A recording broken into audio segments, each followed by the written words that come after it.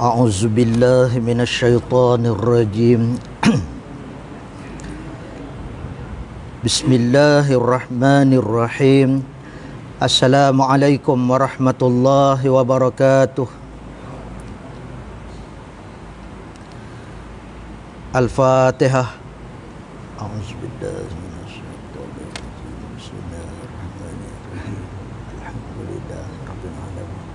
Arrahmanir rahim. Maliki yaumiddin. Iyyaka na'budu wa iyyaka nasta'in. Ihdinas siratal mustaqim. Siratal ladzina an'amta 'alaihim ghairil maghdubi 'alaihim waladdallin. Amin. Ada.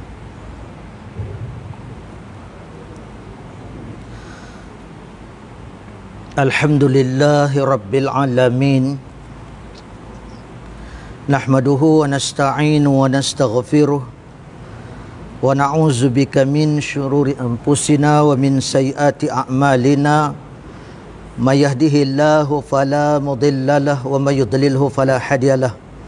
Allahumma ij'alna allazina iza alimu amilu wa iza amilu akhlisu wa iza akhlisu kubilu 'indaka ya rabbal alamin.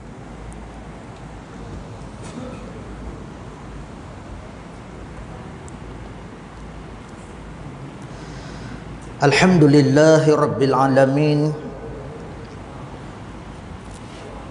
Bersyukur kita kepada Allah Subhanahu wa taala kerana dengan limpah dan rahmat Allah kita masih lagi dipanjangkan umur. Alhamdulillah juga kita masih berada dalam majlis ilmu, insya-Allah. Terlebih dahulu saya peringatkan diri saya dan sidang jemaah sekalian, kita berada di dalam rumah Allah. Maka sayugianya kita berniat i'tikaf, berada di dalam masjid ini kerana Allah Subhanahu wa taala. Kita sambung pengajian kita menggunakan kitab hadis Sahih Bukhari Muslim, hadis yang ke-15 Sahih Bukhari. An Anas bin Malik qala an-nabiy sallallahu alaihi wasallam la yu'minu ahadukum hatta akuna ahabba ilaihi min walidihi wa waladihi wan nasi ajma'in. Sadaqa Rasulullah sallallahu alaihi wasallam. Hadis yang ringkas, hadis Nabi kita Muhammad sallallahu alaihi wasallam. Hadis yang diriwayatkan daripada Anas bin Malik. Anas bin Malik adalah khadam Rasulullah sallallahu alaihi wasallam. Ibunya bernama Ummu Sulaim.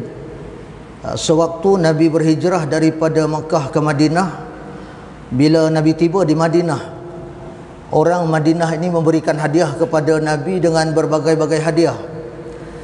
Bila begitu, satu orang perempuan namanya Ummu Sulaim, dia tidak ada apa-apa yang nak diberikan kepada Nabi, melainkan dia hanya ada seorang anak, dan anak itu namanya Anas bin Malik. Maka Ummu Sulaim ini berikan kepada Nabi Anas bin Malik ini sebagai seorang yang berkhidmat dengan Nabi sallallahu alaihi wasallam. Anas bin Malik ini adalah sahabat yang paling sempurna solatnya, kerana dia satu orang yang Nabi sebut di dalam hadis Nabi sallallahu alaihi wasallam dalam bab solat, kan Nabi kata sallu kama raaitumuni usalli, kamu solatlah seperti mana kamu lihat aku solat. Dan orang itu adalah Anas bin Malik. Anas bin Malik ini lahir 10 tahun sebelum hijrah Nabi, dan waktu Nabi berhijrah sampai di Madinah umur dia 10 tahun. Dia berumur 10 tahun. Dan Anas bin Malik ini adalah sahabat yang panjang umurnya. Dia wafat pada tahun 93 Hijrah. Tahun 93 Hijrah, umur Anas bin Malik 103 tahun. Kan dia satu orang sahabat yang Allah bagi umur dia panjang. Umur dia sampai kepada 103 tahun, dan dia wafat di Basrah, di Iraq. Itu saya kata nama periwayat hadis ni Anas bin Malik. Ada satu lagi Malik bin Anas, kan? Malik bin Anas itu kadang-kadang tuan-tuan jumpa, kan? Malik bin Anas itu adalah Imam Malik, itu imam mazhab 4. Malik bin Anas, kan? Anas bin Malik itu sahabat Nabi. Malik bin Anas itu imam mazhab 4, Imam Malik mazhab Maliki tu, kan? Maka hadis yang ringkas yang kita baca, Nabi kata la yu'minu ahadukum. Hadis ni kita selalu dengar. Dan hadis ini nombor 15 dalam Sahih Bukhari. Hadis Nabi kata la yu'minu ahadukum, tidak beriman seorang kamu. Maksud tidak beriman itu, dia kata dengan imanan kamilan. Maknanya tidak sempurna iman seorang kamu. Tidak sempurna iman seorang kamu hatta aku na ahabba ilaih, sehingga Nabi kata aku lebih dikasihi dalam hidupnya. Ya. Jadi Nabi sebut, Nabi kata tidak beriman seorang kamu sehingga menjadikan aku lebih dikasihi. Jadi hadis ni nampak mudah, saya kata nampak ringkas, tetapi dia meletakkan keimanan. Saya kata iman itu, kalau kita lihat definisi, kalau kita lihat pengertian daripada iman itu, dia sebut tentang al-imanu ma wuqira biqalbi wa saddaqahul amal. Iman ni dia apa yang ada dalam hati kita. Baiklah, dia macam ni. Kalau saya tanya tuan-tuan, saya kata Rasulullah sallallahu alaihi wasallam, yang kata Nabi ini di hati tuan-tuan macam mana? Kalau iman tu dia sebut ma wuqira biqalbi wa saddaqahul amal. Dia kata iman tu satu keyakinan dalam hati kita, dan nak membuktikan keimanan itu tengok perbuatan dia. Ya, kalau dia buat satu perbuatan, dia berkata ni bukan orang beriman, ni kerja Yahudi. Dia tengok dia buat. Nabi kata iman itu ma wuqira biqalbi, satu yang terpahat dalam hati kita, dan dia keimanan itu terjelma, dia kata wasaddaqahul amal, tengok pada perbuatan dia. Daripada perbuatan itu menggambarkan keimanan dia. Jadi kalau saya kata ada satu perkara yang berkaitan dengan, saya kata, keimanan kita dengan Nabi sallallahu alaihi wasallam. Kalau dalam hadis ini sebut, dia kata tidak beriman seorang kamu sehingga menjadikan Nabi itu lebih dia kasihi. Itu dalam hadis.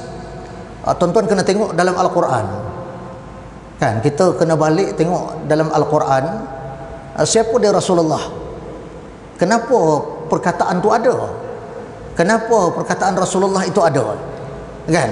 Kalau saya kata kita buka di dalam Al-Quran, dia terangkan ada satu ayat yang menerangkan kepada kita. Allah Subhanahu wa taala sebut dalam Al-Quran, dia kata ya ayyuhallazina amanu, wahai orang-orang yang beriman, hal adullukum ala tijaratin. Allah kata wahai orang-orang yang beriman, kamu suka tak kalau aku nak bagi tahu pada kamu, nak terangkan, nak tunjukkan pada kamu, hal adul ala tijaratin, satu urusan. Kamu hidup di dunia, Allah kata semasa kamu hidup di dunia, kalau kamu satu orang yang beriman, aku nak tunjuk kepada kamu ada satu kerja, ada satu urusan. Dan urusan itu dia sebut, dia kata tunjikum min azabin alim. Urusan itu kalau kamu buat, kamu akan terselamat daripada azab yang pedih, kan?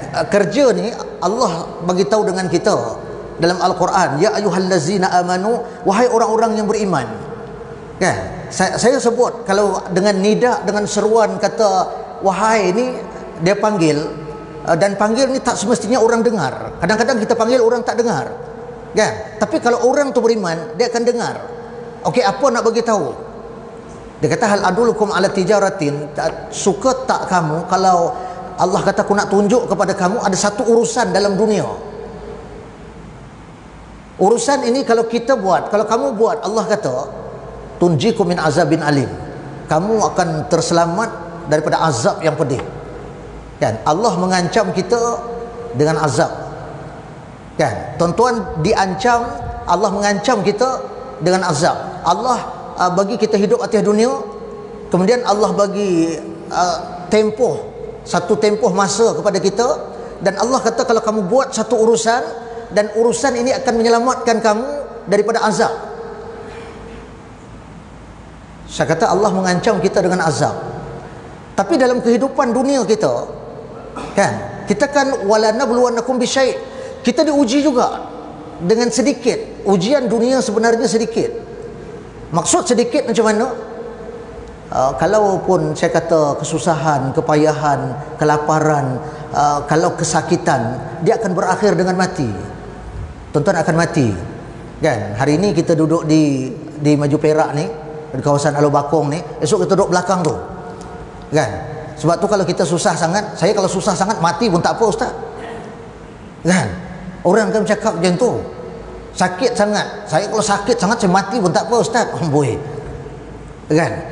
Maka orang bercakap begitu. Maknanya kalau kesusahan dunia, tuan-tuan akan berakhir dengan mati. Tapi Allah sebut, Allah kata tunjikum min azabin alim. Mati itu Allah hanya jadikan sekali. Bila kamu mati, maka dalam keimanan kita akan dibangkitkan semula. Saya nak bawa ni, nak bagi tahu tuan-tuan, dia kadang-kadang apa yang Nabi bawa tu tak jadi pengajaran pada kita, tak jadi keimanan pada kita. Dia macam mana?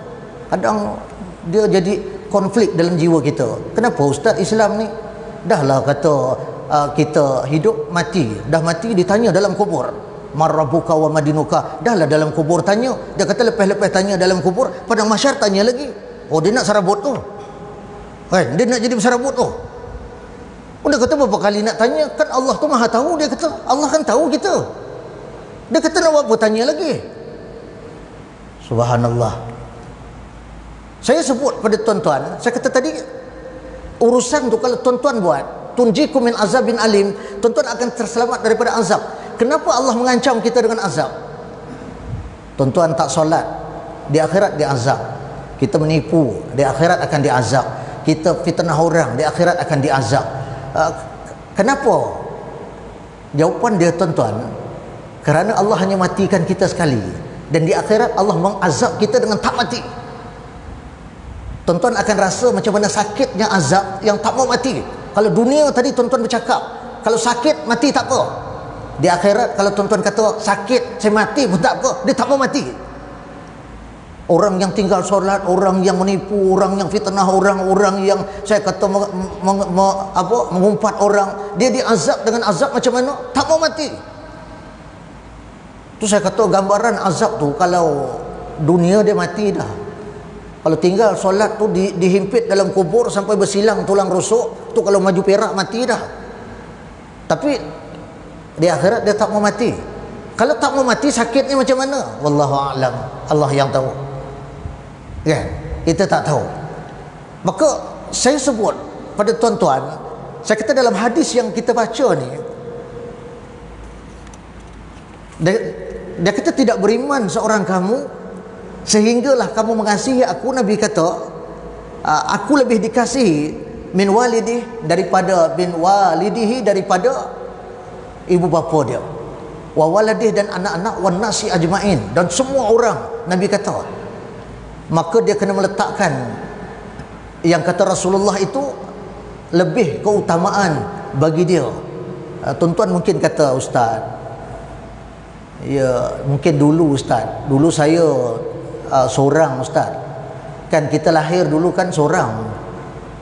Kita seorang ni kadang-kadang takut, kita takut. Tapi lama kelamaan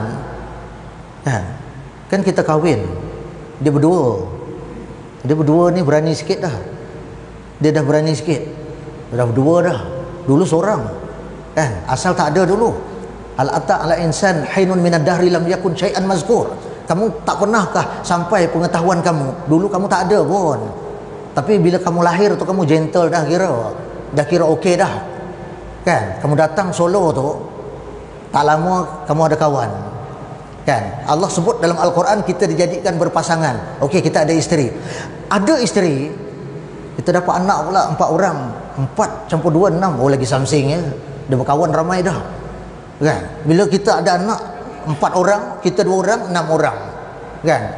6 dah kira kuat dah, tapi akhir-akhirnya, kan, akhir-akhirnya tuan-tuan balik 2 orang balik, Kan? Tuan-tuan balik, 2 orang balik, dan akhir lagi tuan-tuan tinggal seorang je. Kan? Ninggal isteri kita solo je. You datang solo dulu. Agak-agak siapa yang bersama dengan tuan-tuan? Last tu yang nak teman tuan-tuan siapa? Kalau datang dulu, kan? Datang dulu, masa kita datang tu, dia yang sebut. Dia kata wallahu akhrajakum. Allah kata aku yang teman kamu, aku yang bawa kamu datang ni. Esok kamu nak balik, kamu cari balik. Cari balik siapa yang asal dulu. Tak balik, asal balik lah. Solo lah. Maka saya sebut dekat tuan-tuan, dalam hadis ni, dia tuan-tuan begini, kadang-kadang banyak perkara yang tak kena, kan? Banyak perkara yang tak kena. Kadang-kadang kita bagi tahu, macam hari ni kita buat, kan, macam-macam perkara kita buat untuk menyuburkan kecintaan kita kepada Nabi. Tapi tengok apa yang berlaku. Dan saya, yalah, kan, saya baru ni satu forum, kan. Dalam forum tu, moderator tu dia tanya, soalan dia tu bagus. Dia kata, Ustaz, macam mana kita nak mengimarahkan masjid ni cara Rasulullah, kan? Tuan-tuan agak macam mana kita nak mengimarahkan masjid ni cara Rasulullah, kan? Kalau nak mengimarahkan masjid ni cara Rasulullah, tuan-tuan kena belajar sirah Rasulullah, tuan-tuan kena baca sejarah dia. Tuan-tuan tengok dia duduk di mana. Rasulullah apa jawatan dia? Dia khalifah, dia pemimpin, kan? Dia tinggal di mana? Di masjid dia. Dia mentadbir, mengurus. Saya kata minta maaf cakap lah, hari ini pemimpin tak boleh cakap dalam masjid. Saya tak tahu ambil di mana. Tapi kecakap macam tu sekali itu je, kan? Bila kita cakap macam tu, saya beritahu kata tak kena. Tuan-tuan tengok sirah dia, kan? Saya boleh datang untuk baca, kalau tak nak ambil duit dia boleh, kan? Untuk kalau program besar dia bayar besar, tak ada masalah. Tapi kalau nak kata ambil contoh, kan, kita lihat sejarah Nabi itu, tuan-tuan, ustaz-ustaz yang datang ceramah Maulid Nabi, kan, Maulidur Rasul. Macam mana kehidupan Nabi itu? Kalau saya kata dia sebagai contoh, dia kan pemimpin. Terus saya kata kalau dia hidup lagi hari ini, mau dia tak boleh cakap juga dalam masjid, kan? Kalau dia hidup lagi, tapi cakap macam tu, tuan-tuan, kan, dia problem lah. Dia problem. Tapi saya nak sebutkan hadis ni, dia kata la yu'minu ahadukum, tak beriman seorang kamu. Allahu Akbar, subhanallah, kan? Keimanan satu perkara yang bukan, saya kata, kita buat mudah. Bukan makna ya kita nak bercakap, kan? Sebab tu Nabi kata lagi akan datang di akhir zaman, kan, innallaha la Allah tidak menghilangkan ilmu intizaan, walakinnahu yantazi'uhu biqabdil ulama. Allah tak mencabut ilmu tu serentak, tak. Allah, kita ada ilmu, Allah tak cabut daripada diri kita ni ilmu kita sekaligus. Boleh tak Allah cabut sekaligus? Boleh. Tuan-tuan start motor terlanggar tiang, terhantuk, tak ingat langsung. Profesor, doktor, profesor, habis semua, apa pun tak tahu, nama dia pun tak tahu. Allah nak cabut senang je, tapi Allah tak cabut. Allah bagi tahu, aku tak akan cabut, kan? Walakin dia kata yantazi'uhu biqabdil ulama. Tapi Allah ni, dia mencabut ilmu dengan mematikan ulama. Matikan ulama ni mati depa bungkus, depa sorok bawah tanah tu satu. Itu satu. Mati tak mau cakap pun ya. Mati ni dia tak, ustaz tak mau cakap, kan? Dia tak mau cakap. Saya cakap nanti kan tak boleh, depa panggil saya, depa begitu begini, kan? Subhanallah. Maka saya sebut, saya bagi tahu, kan? Kita baca sirah Nabi, kita baca sejarah Nabi. Saya tanya dengan tuan-tuan, kan? Tuan-tuan agak siapa orang yang paling dekat dengan Nabi? Siapakah orang yang terakhir melihat Nabi? Kan? Kita baca sejarah Nabi, Maulid Nabi tiap tahun. Ada orang tanya, dia kata, "Ustaz, boleh ke kita selawat berdiri semua ni?" Dia kata, ini dia kata mengarut je. Dia kata seolah-olah bila kita selawat tu Nabi datang dalam majlis tu apa, Allahu Akbar, subhanallah. Kan sampai macam tu. Dia kata boleh ke? Dia kata ada ke perbuatan macam ni? Dia kata, tuan-tuan, saya tanya tuan-tuan, kan kita ada program, ada majlis, bila ada lagu negaraku dinyanyikan, tuan-tuan berdiri tak? Berdiri. Sultan diri, Tuan Agong berdiri. Saya tanya tuan-tuan, kenapa tuan-tuan berdiri? Tunku Abdul Rahman datang tu, sebab saya tuan-tuan berdiri tu kan, pasal pahlawan negara datang ke, kena hormat. Tak ada orang fikir macam tu pun, kan? Tak ada orang yang fikir, yang kata berdiri lagu negara aku tu sebab ada ni roh-roh pejuang ke datang apa, hormat dia. No, tak ada. Kenapa tuan-tuan berdiri? Kerana hormat tu lagu negara. Kan, orang tengah main bola, dia berlatih main bola, pasang lagu negara aku, berhenti dia, stop semua, tegak semua. Kalau ada yang tak berdiri, kan, kita tengok kalau masuk dalam dewan bankuet tu, tengok ada yang tak berdiri, seorang duduk, mungkin dia uzur. Satu, kan. Yang kedua, mungkin dia ni tak tahu duduk hutan mana lah, tak reti hormat, mungkin. Tapi saya kata orang akan berdiri. Begitu juga bila kita salawat kepada Nabi, kan, bila kita bersalawat, jadi tak boleh berdiri, tak boleh. Negara ku boleh berdiri. Kenapa? Kerana menghormati lagu negara. Betul lah tu, betul, kan. Tapi selawat tu tak ada orang beranggapan berselawat tu Nabi datang apa. Saya tak tahu pemikiran daripada mana, macam mana boleh jadi macam tu. Subhanallah. Maka saya kata, siapakah orang yang paling hampir dengan Nabi? Kan? Sebab tu saya kata, kalau kita nak kuliah, kita nak mengajar, kita rujuk dulu, tengok kita kalau nak bercakap bidang engineering. Saya dijemput untuk satu talk untuk engineering. Kita nak bercakap bidang engineering. Kalau tuan-tuan tak pandai engineer, tuan-tuan bercakap depan tu memang boleh bercakap. Tapi kalau orang depan ni pandai, nampak sangat menipu. Kan pandai pun lalut cakap, tak tahu ke mana. Subhanallah. Kan? Begitu juga agama. Nabi sebut dalam hadis Nabi kata dalam hadis Nabi kita Muhammad sallallahu alaihi wasallam, Nabi kata, aulan nasi bi yaumal qiyamah aksaruhum alayya salatan.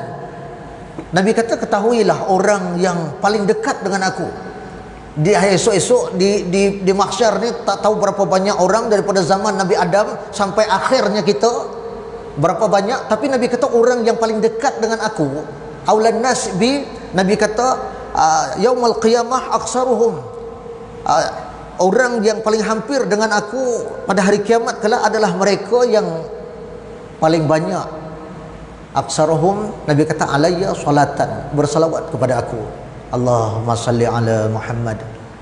Kan? Maka itu adalah orang yang Nabi kata dia orang yang paling dekat. Kita tengok dia tu di akhirat duduk dekat dengan Nabi. Kan? Apa kerja dia? Dia adalah orang yang paling banyak salawat. Itu Nabi sebut. Kan? Maka saya kata kena mengenali. Ustaz, mana dapat nama Rasulullah ni Ustaz? Tuan-tuan, Rasul itu utusan, Allah tu Allah. Kan? Dalam ayat yang kita baca tadi, yang kata hal adulluka ala tijaratin tunjikum min azabin alim. Kalau kamu nak terselamat daripada azab itu, dia kata tu'minuna billahi wa rasulih. Kamu, Allah kata, duduk atas dunia, satu kerja yang kamu buat itu beriman dengan Allah dan juga beriman dengan utusan. Kan? Siapa dia utusan itu? Allah terang dalam Al-Quran, diterangkan di dalam Al-Quran. Saya kata utusan itu, dia kata Muhammadun Rasulullah wallazina ma'ahu asyadda'u 'alal kuffar ruhama'u bainahum. Namanya adalah Muhammad sallallahu alaihi wasallam. Dia adalah satu orang yang tegas terhadap orang-orang yang kufur, dan dia berkasih sayang kepada orang yang beriman. Kan? Ini pun konsep ni kadang-kadang terbalik. dengan kufur yang jadi. Kalau ikut ayat ni yang dia kata Muhammad itu, dia sebut Muhammadun, dia kata Rasulullah dia adalah apa pangkat ustaz. Kita kalau nak lantik orang ni tengok kelayakan dia. Tengok kelayakan dia. Okey, ini jawatannya, apa kelayakan dia. Muhammad ini dia, saya kata Rasulullah, dia punya pangkat dia adalah Rasulullah, dia utusan Allah, kan? Dia sebagai satu orang utusan Allah yang datang daripada Allah, yang dia kata mayantiqu anil hawa in huwa illa wahyun yuha. Dia takkan bercakap melainkan apa yang Allah utus kepada dia, kan? Maka kadang-kadang saya kata, yang pertama kita mengenali dia adalah utusan Allah. Yang kedua, saya kata bagaimana kita menjadi satu orang yang mencintai Nabi. Maka saya kata kitab yang Syama'il Muhammadiyah tu, Ustaz Hasri baca tu, tuan-tuan dia teliti, dia mengenai saya kata kepribadian Nabi.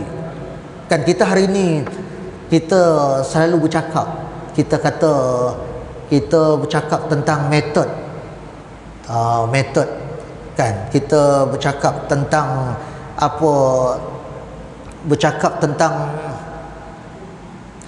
cara hidup Nabi, yang bersangkut paut dalam kehidupan kita. Saya sebutkan, saya kata Nabi SAW, kalau disebut dengan sunnah, disebutkan dengan sunnah Nabi. Apa dia sunnah itu? Sunnah itu adalah ma'udhifa ilan Nabi, satu yang kita ambil daripada Nabi, kan? Dulu kita baca satu hadis, ada satu hadis tu kita baca di masjid ni, Nabi dia selalu apa, tahadu wa tahabu. Dalam hadis tu dia, Nabi ni satu orang yang suka bagi hadiah, dan hadiah itu menyebabkan orang suka. Baiklah tuan-tuan, saya kata dalam satu hadis lain Nabi sebut, ni satu perkara yang berlaku hari ni macam kita, kan? Bila kita beri saya kata hibah ni makna satu pemberian, tuan-tuan bagi. Nabi kata al-a'idu fi hibbatihi kal-a'idi fi qai'ih. Itu hadis sahih Imam Bukhari.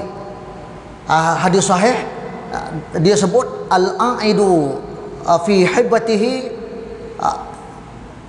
kal-a'idi fi qai'ih. Nabi kata mengambil semula pemberian, kan? Seseorang yang mengambil semula pemberian, kita bagi satu benda kepada satu orang, kita bagi benda ni, satu benda kepada satu orang, kemudian kita ambil balik. Nabi kata al-a'idu fi hibbatihi kal-a'idi fi qai'ih. Adalah Nabi kata seumpamanya, perumpamaannya seperti seorang yang muntah, dia makan balik muntah dia. Maka apa hukum kalau saya kata pemberian kita ambil balik? Hukum dia haram. Hukumnya haram. Tuan-tuan dah bagi, kemudian tuan-tuan ambil balik. Contoh yang tuan-tuan bagi, tuan-tuan ambil balik. Contohnya, kalau kita hari ini kan kita bertunang, pinang anak orang tu. Bila pinang anak orang tu, tuan-tuan, maka hari ini dia ada pemberian dia bagi. Dia bukan wajib. Yang wajib mas kahwin, kan? Maka dia bagi.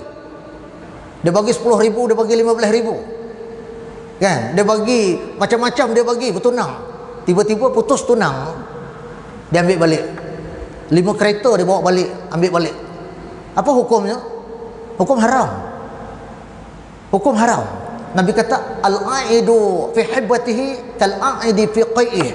Nabi kata setiap pemberian yang kamu ambil semula adalah seperti kamu muntah dan kamu makan balik, kan? Maka mengikut hukum fiqh, kalau dah bagi tak boleh ambil balik. Orang Melayu kata buruk siku, kan? Dia bagi, dia ambil balik. Maka saya kata bila berlaku, kadang-kadang kita bagi bila bertunang, dia bagi ni tuan-tuan, hibah ni kan kita ada baca hari tu. Hibah ni tuan-tuan dia bagi dengan kasih sayang, kan? Melainkan dia ada perjanjian.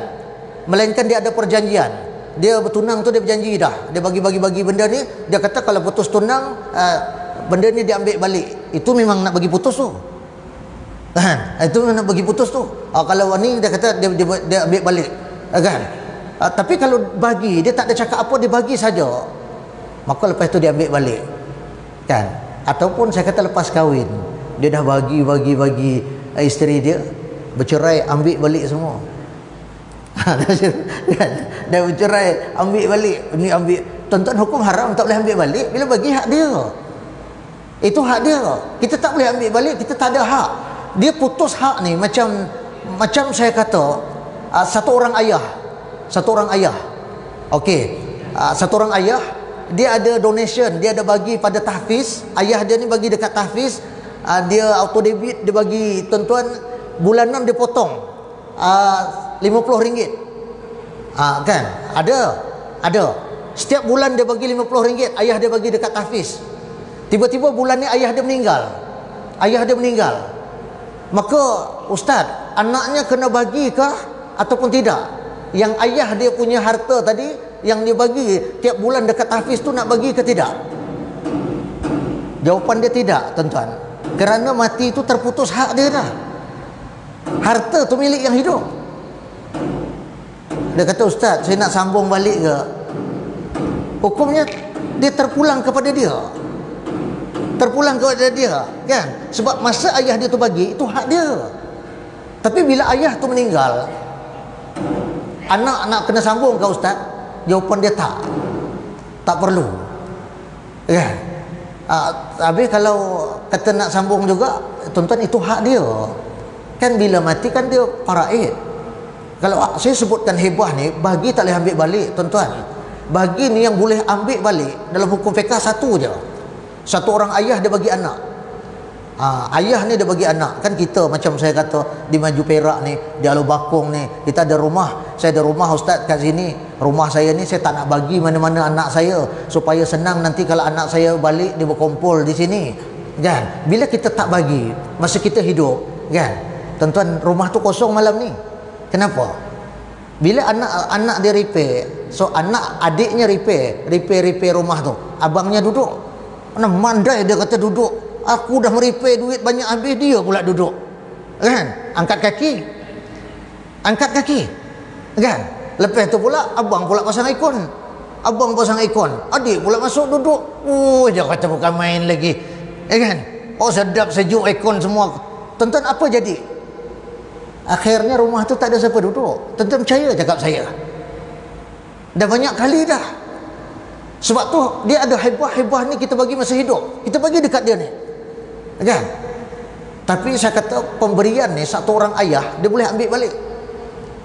Ayah bagi anak kan, anak nak sekolah Datuk Sagu, ayah nak motor, nak pergi sekolah lambat, ayah hantar selalu lambat. Itu masalah, ini masalah. Anak cakap dengan kita kan, kita kata nak motor apa, anak kata nak wai suku kan, nak wai suku. Kita ni bekerja siang malam naik 3 suku dah nak beli wai suku tu kan. Pening kepala nak beli wai suku tu, anak nak. Akhirnya boleh belilah juga, hutang-hutang tu boleh beli wai suku, bagi dekat anak. Bagi dekat anak ni, sehari dua dia pergi sekolah Datuk Sagu kan. Hari ketiga, keempat, kelima Seri Perak dia pergi sekolah dekat Datuk Sagu. Kat Seri Perak duduknya kan. Rupanya punting dia. Maka kita dah bagi motor tadi dekat dia. Hukumnya ayah boleh ambil balik. Pemberian ayah kepada anak dia boleh ambil balik. Kau ni ayah tengok, ayah dah bagi kau tak, nampaknya macam nak ketepikan ayah, tak jaga ayah ambil balik. Ayah ambil balik daripada anak, hukum dia boleh. Satu tu saja. Tapi kalau suami dah bagi isteri kan, saya tak berminat nak cerita pasal penceraian orang apa semua, tidak. Tapi kalau dah bagi, hukumnya tak boleh ambil balik. Tak boleh nak ambil balik kan. Itu hak dia. Jadi saya sebutkan di sini, tuan-tuan, dalam